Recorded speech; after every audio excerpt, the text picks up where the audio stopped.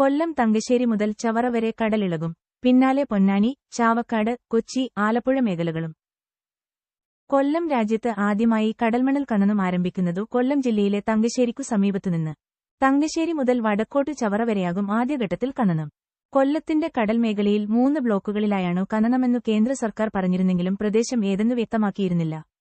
Thangassery light ഹൌസിനു സമീപത്തുനിന്നു വടക്കോട്ട് കടലിൽ 27 മുതൽ 33 കിലോമീറ്റർ വരെ ദൂരെയാണ് ആദ്യ ഖനന മേഖല.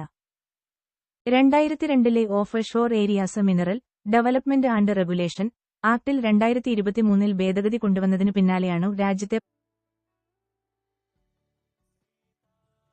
13 ബ്ലോക്കുകളിലായി കടലിൽ ധാതുഖനനത്തിനു കേന്ദ്ര ഖനിമന്ത്രാലയം ടെൻഡർ ക്ഷണിച്ചത്. ടെൻഡർ സമർപ്പിക്കാനുള്ള സമയപരിധി ഈ മാസം 27 വരെ ആയിരുന്നത് ഏപ്രിൽ 2 വരെ നീട്ടിയിട്ടുണ്ട്. കേരളത്തിൽ കണ്ണൂർ, കോഴിക്കോട്, പൊന്നാനി, ചാവക്കാട്, കൊച്ചി, ആലപ്പുഴ, കൊല്ലം എന്നിവിടങ്ങളിൽ